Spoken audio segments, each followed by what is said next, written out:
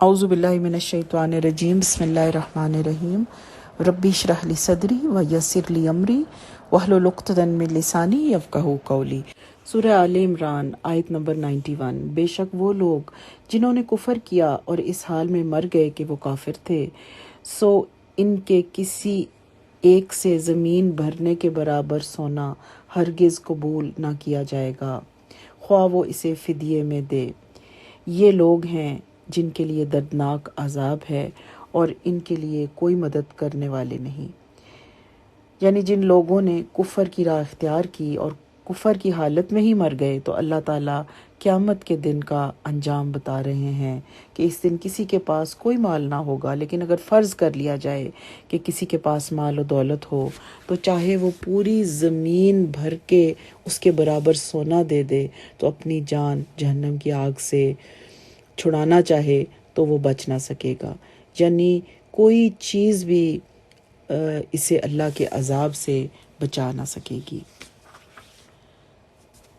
آیت نمبر 92۔ تم پوری نیکی ہرگز حاصل نہیں کرو گے یہاں تک کہ اس میں سے کچھ خرچ کرو جس سے تم محبت رکھتے ہو، اور تم جو چیز بھی خرچ کرو گے تو بے شک اللہ اسے خوب جاننے والا ہے۔ مال سے محبت انسان کی فطرت میں داخل ہے۔ اللہ کی راہ میں خرچ کرنے سے اس کے دل میں گھٹن پیدا ہونے لگتی ہے، اور کسی کے کہنے کہلانے پر مال خرچ کرنا پڑ ہی جائے تو اس کا دل چاہتا ہے کہ تھوڑا سا مال یا کوئی حقیر سا مال یا حقیر سی چیز دے کر چھوٹ جائے۔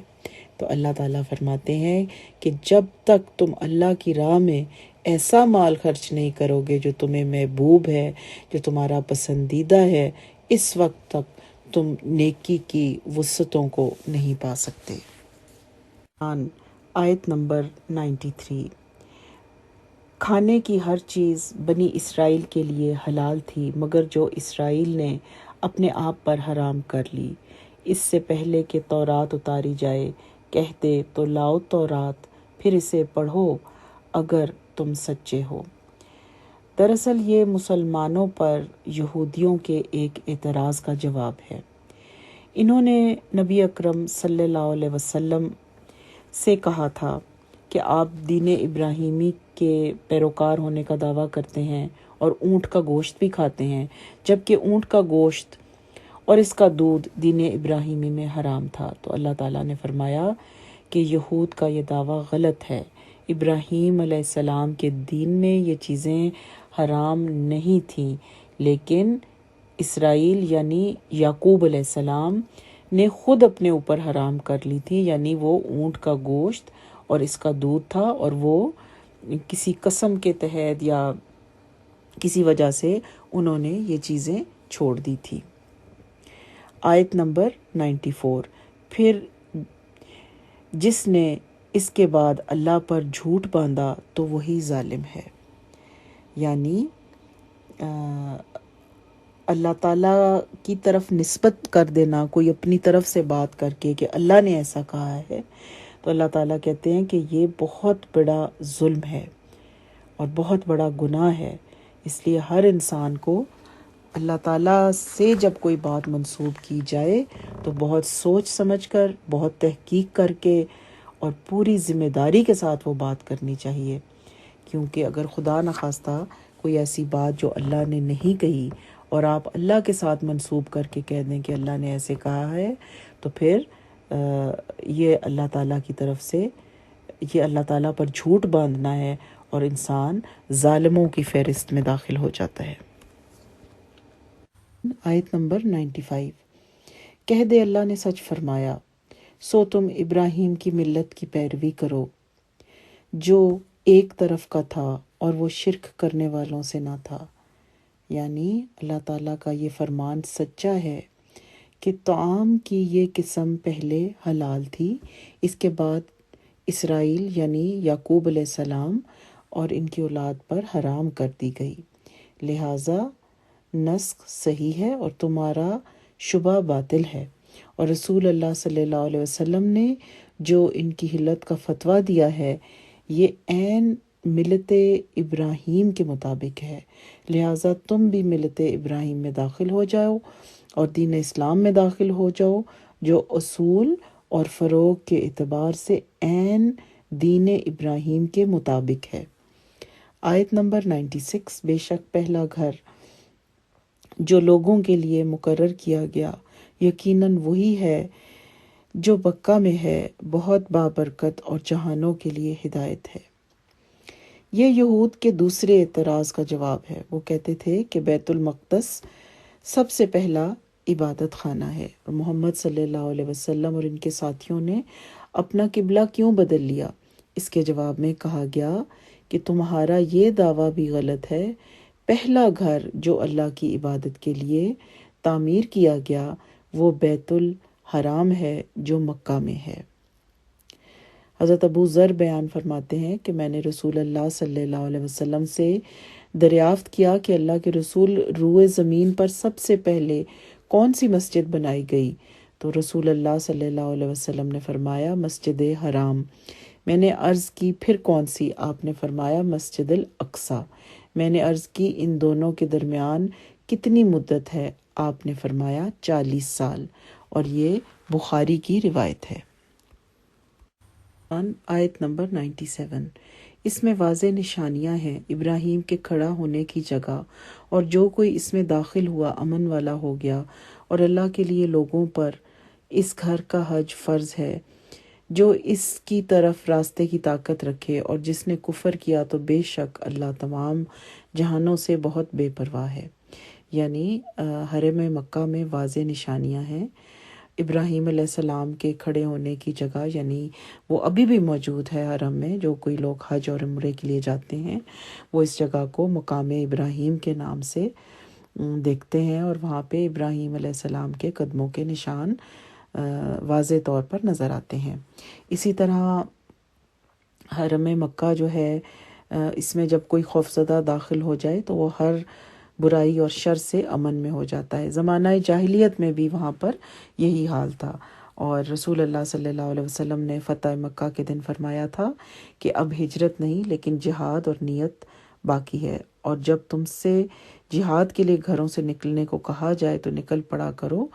اس شہر کو اللہ تعالیٰ نے اسی دن حرمت والا قرار دے دیا تھا جس دن اس نے آسمانوں اور زمین کو پیدا فرمایا تھا، چنانچہ اللہ تعالیٰ کی حرمت کے ساتھ وہ قیامت تک کے لیے حرام ہے۔ مجھ سے پہلے اس میں کسی کے لیے قتال کرنا جائز نہ تھا، اور میرے لیے بھی دن کی صرف ایک گھڑی میں قتال جائز کیا گیا تھا، سو یہ اللہ تعالیٰ کی حرمت کے ساتھ قیامت کے دن تک کے لیے حرام ہے، لہٰذا اس کا کانٹا نہ توڑا جائے اور نہ اس کا شکار بھگایا جائے، نہ اس میں گری ہوئی چیز کو اٹھایا جائے۔ ہاں البتہ جو اس کا اعلان کرنا چاہے وہ اسے اٹھا سکتا ہے، نیز اس کی گھاس نہ کاٹی جائے۔ اور پھر اسی طرح اس آیت میں حج کی فرضیت ثابت ہوتی ہے۔ رسول اللہ صلی اللہ علیہ وسلم نے فرمایا کہ اسلام کی بنیاد 5 چیزوں پر ہے: گواہی دینا کہ اللہ کے علاوہ کوئی عبادت کے لائق نہیں، اس بات کی گواہی دینا کہ محمد صلی اللہ علیہ وسلم اس کے بندے اور رسول ہیں، نماز قائم کرنا، زکوٰۃ دینا، حج کرنا اور رمضان کے روزے رکھنا۔ یہ بخاری کی روایت ہے، اور اس سے معلوم ہوا کہ استطاعت رکھنے کے باوجود حج نہ کرنا کفر ہے، کیونکہ اللہ تعالیٰ حج کی فرضیت کا ذکر کر کے فرماتے ہیں کہ جس نے کفر کیا تو بے شک اللہ تمام جہانوں سے بہت بے پرواہ ہے۔ اللہ تعالیٰ فرماتا ہے میرے بندو، اگر تمہارے اگلے اور پچھلے سب انسان اور سب جنات تم سب میں سے اس ایک آدمی کے دل جیسے ہو جائیں جو سب سے زیادہ متقی ہے تو میری سلطنت میں اس سے اضافہ نہیں ہوگا، اور اے میرے بندو اگر تمہارے اگلے اور پچھلے سب انسان اور سب جنات اس ایک آدمی جیسے ہو جائیں جو سب سے زیادہ بدکار ہے تو میری سلطنت میں کوئی کمی نہیں آئے گی۔ یعنی اللہ غنی ہے، اللہ کو فرق نہیں پڑتا، لیکن انسان کا اپنا نقصان ہے، اور یہ مسلم کی روایت ہے۔ 98، کہہ دے اے اہل کتاب، تم کیوں اللہ کی آیات کے ساتھ کفر کرتے ہو جبکہ اللہ اس بات پر پوری طرح شاہد ہے جو تم کرتے ہو۔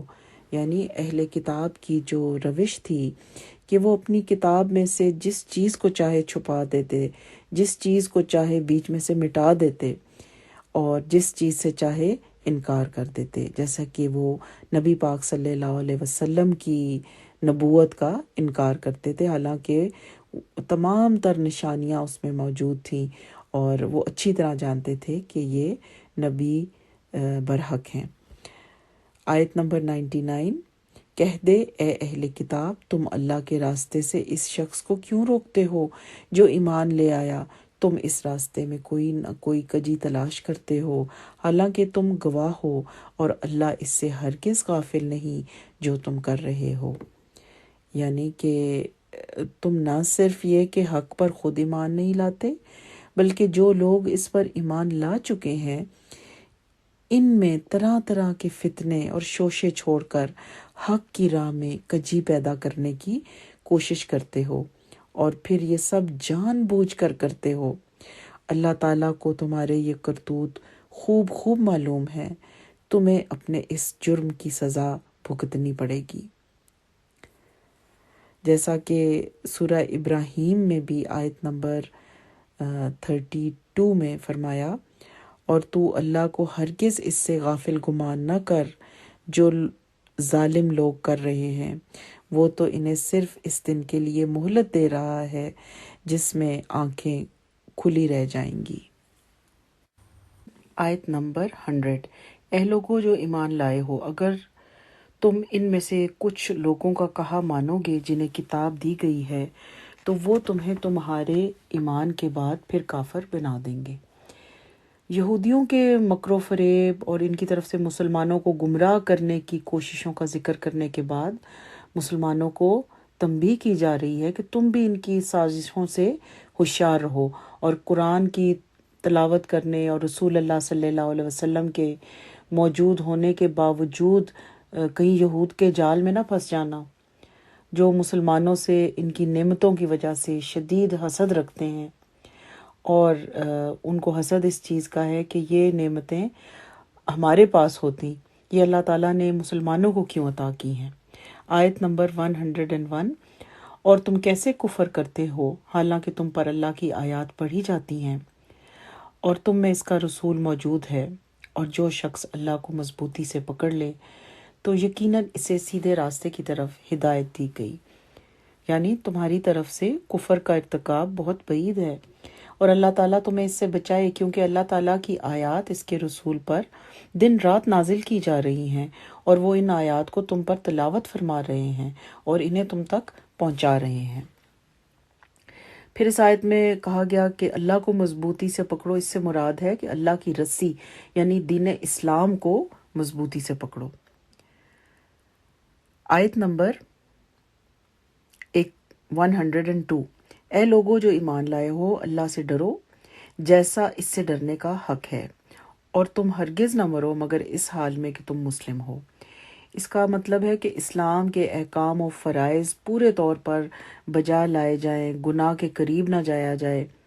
اب انسان کی فطرت ہے کہ وہ انتقامی طور پر سب کچھ کر گزرتا ہے، لیکن صحیح معنوں میں اللہ سے ڈرنے والا وہ ہے جو حق پر ہوتے ہوئے بھی اللہ تعالیٰ کے لیے جھگڑا چھوڑ دے اور اس کو ہر طرح سے اللہ تعالیٰ کا خوف ہو، اللہ سے ڈرتا رہے، اللہ کا تقوی ہو اس کے دل میں۔ جیسے کہ حضرت ابو ہریرہ بیان فرماتے ہیں کہ رسول اللہ صلی اللہ علیہ وسلم نے فرمایا، 7 آدمی ایسے ہیں جنہیں اللہ اس دن جس دن کہیں سایہ نہ ہوگا اپنے سائے میں جگا دے گا۔ ان میں سے وہ شخص ہے جسے کوئی ذی مرتبہ حسین عورت برائی کی دعوت دیتی ہے تو وہ کہتا ہے میں اللہ سے ڈرتا ہوں۔ یہ بخاری کی روایت ہے۔ اور پھر اس میں یہ کہا گیا کہ اپنی صحت اور سلامتی کے زمانے میں اسلام کی حفاظت کرو تاکہ تمہارا اسلام ہی پر خاتمہ ہو۔ حضرت ابن عمر رضی اللہ تعالیٰ عنہ بیان کرتے ہیں کہ رسول اللہ صلی اللہ علیہ وسلم نے میرا کندھا پکڑ کر فرمایا، دنیا میں اس طرح رہ کہ تو پردیسی ہے یا راہ گزارنے والا ہے۔ اور ابن عمر رضی اللہ تعالیٰ فرمایا کرتے تھے، جب تو شام کرے تو صبح کا انتظار مت کر، اور جب صبح کرے تو شام کا انتظار مت کر، اور اپنی تندرستی سے اپنی بیماری کے لیے اور اپنی زندگی سے اپنی موت کے لیے کچھ نہ کچھ حاصل کر لے۔ یہ بخاری کی روایت ہے۔ آیت نمبر 103۔ اور سب مل کر اللہ کی رسی کو مضبوطی سے پکڑ لو اور جدا جدا نہ ہو جاؤ، اور اپنے اوپر اللہ کی نعمت یاد کرو۔ جب تم دشمن تھے تو اس نے تمہارے دلوں کے درمیان الفت ڈال دی، تو تم اس کی نعمت سے بھائی بھائی بن گئے، اور تم آگ کے ایک گھڑے کے کنارے پر تھے تو اس نے تمہیں اس سے بچا لیا۔ اس طرح اللہ تمہارے لیے اپنی آیات کھول کر بیان کرتا ہے تاکہ تم ہدایت پاؤ۔ اللہ کی رسی سے مراد کتاب اللہ ہے۔ رسول اللہ صلی اللہ علیہ وسلم نے فرمایا، خبردار ہو جاؤ، میں تم میں دو بھاری چیزیں چھوڑ رہا ہوں۔ ان میں سے ایک اللہ عز و جل کی کتاب ہے، وہ اللہ کی رسی ہے۔ جس نے اس کی پیروی کی وہ ہدایت پر ہوگا، اور جس نے اسے چھوڑ دیا وہ گمراہی پر ہوگا۔ اور دوسری بھاری چیز میرے اہل بیت ہیں۔ میں اپنے اہل بیت کے معاملے میں تمہیں اللہ یاد دلاتا ہوں، میں اپنے اہل بیت کے معاملے میں تمہیں اللہ یاد دلاتا ہوں، اور میں اپنے اہل بیت کے معاملے میں تمہیں اللہ یاد دلاتا ہوں، یعنی اللہ سے ڈرتے رہنا۔ اور یہ مسلم کی روایت ہے۔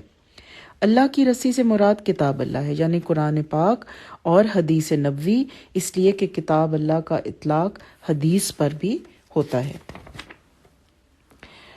اچھا، پھر یہاں پہ فرمایا گیا کہ تم تفرقے سے بچو، اللہ کی رسی کو مضبوطی سے پکڑنے اور فرقہ بندی سے بچنے کی تاکید میں بھی بہت ساری احادیث آئی ہیں۔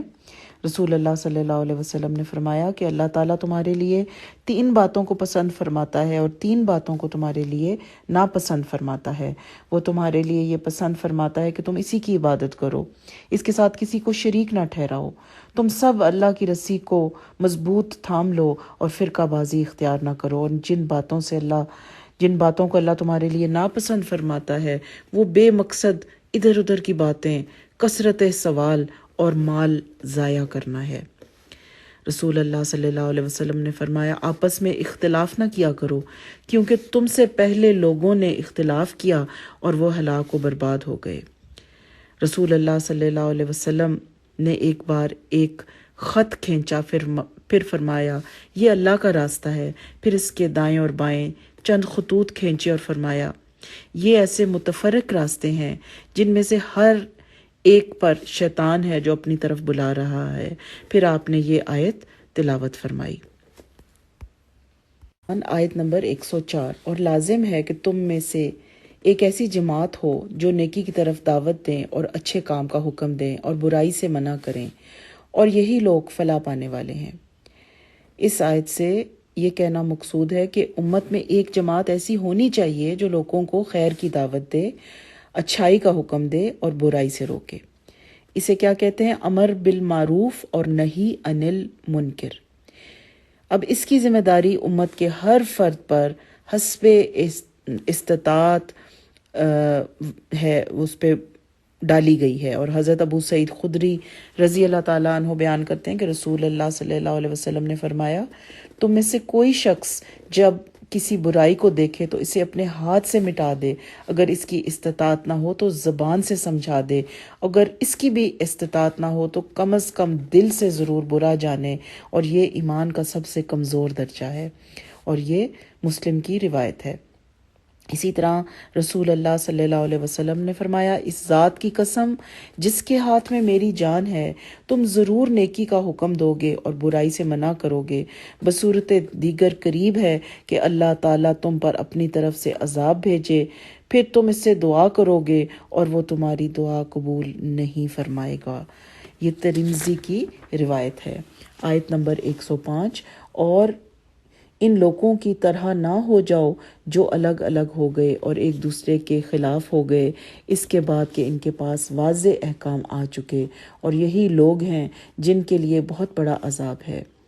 اس آیت کریمہ میں اللہ تعالیٰ نے مسلمانوں کو یہود و نصارہ کی طرح مختلف گروہوں میں بٹ جانے سے منع فرمایا، جنہوں نے حق سے روگردانی کر کے خواہش نفس کا اتباع کیا، اور حق بات کے واضح دلائل آ جانے کے باوجود ان کے درمیان حسد، عداوت، بغض اور عناد پیدا ہو گیا اور ان کے دل مختلف ہو گئے۔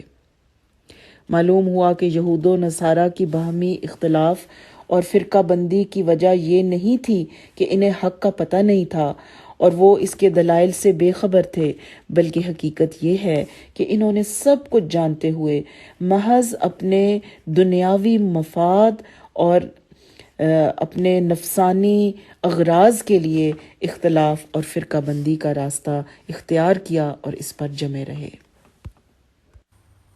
وآخر دعوانا ان الحمد للہ رب العالمین۔